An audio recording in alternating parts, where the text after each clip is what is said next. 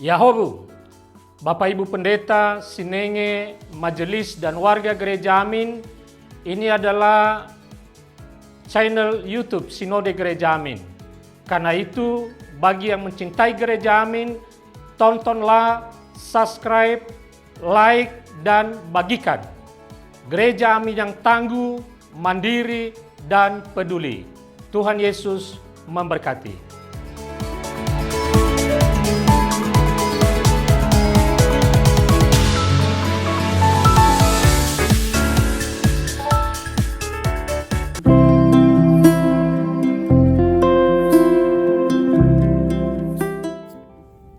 Hai Teens, jumpa kembali dalam acara TFC.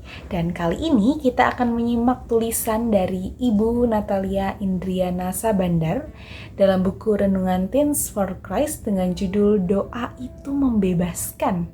Berdasarkan Lukas 6 ayat 27-31, bersama saya Carmela Natasha Febiani, mari kita bersatu di dalam doa. Tuhan Allah Bapa kami, terima kasih karena kami boleh kembali mendengarkan sabda firman-Mu Tuhan.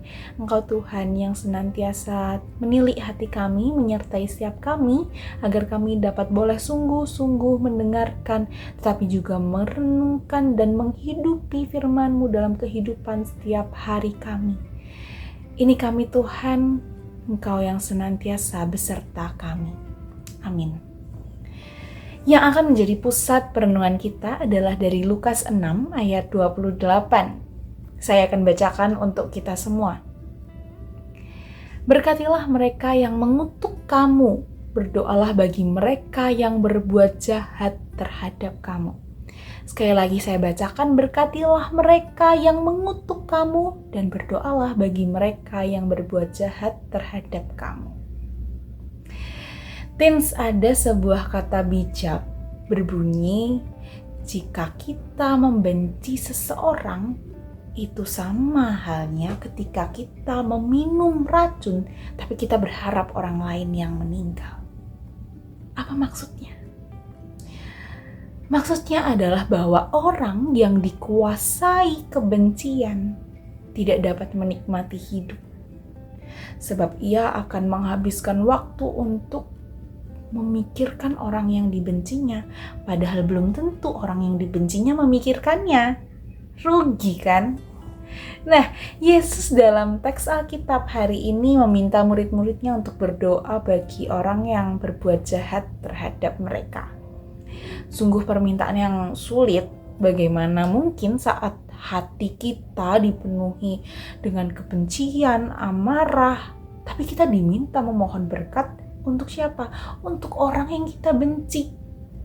Sesungguhnya berdoa bagi orang yang berbuat jahat atau menyakiti hati itu merupakan tindakan yang membebaskan diri sendiri dari rasa benci.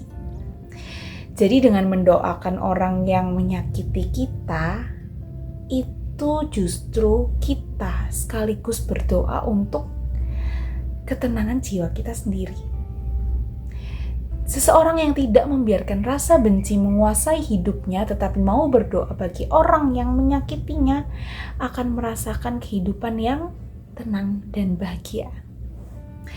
Teens, mungkin ada seseorang teman yang telah menghina atau menyakiti hatimu sehingga saat ini pun kamu atau barangkali kita sedang dikuasai rasa marah dan benci.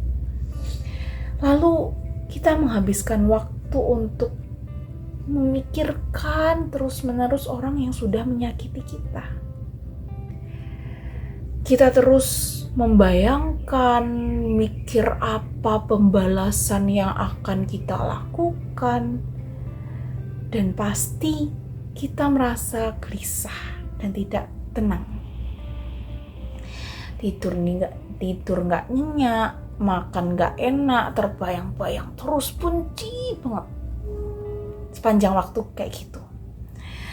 Apa gunanya semua itu? Selain merusak hati dan hidup kita sendiri justru.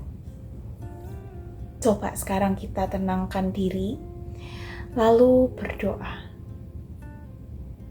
Doakan mereka yang sudah menyakiti kamu. Katakan pada Tuhan dan pada diri kita sendiri bahwa kita sudah memaafkannya. Sudah waktunya kita bebas menikmati hidup dengan tenang dan bahagia. Yuk kita berdoa. Tuhan, terima kasih untuk sabda firman-Mu hari ini yang mengajak kami untuk berdoa bagi mereka yang menyakiti kami. Barangkali kami saat ini mendengarkan dengan hati yang penuh kejengkelan, hati yang penuh dendam, hati yang tidak tenang, hati yang terus-menerus gelisah.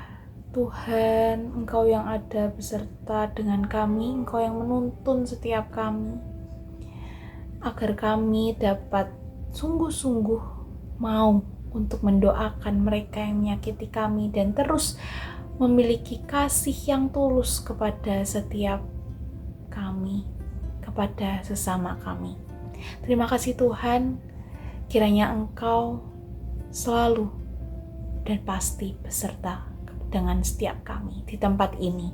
Di dalam nama-Mu Tuhan Yesus kami naikkan doa ini hanya kepadamu Tuhan yang terus memampukan dan melayakkan kami. Amin. Demikianlah firman Tuhan pada pagi hari ini. Share kepada yang lain.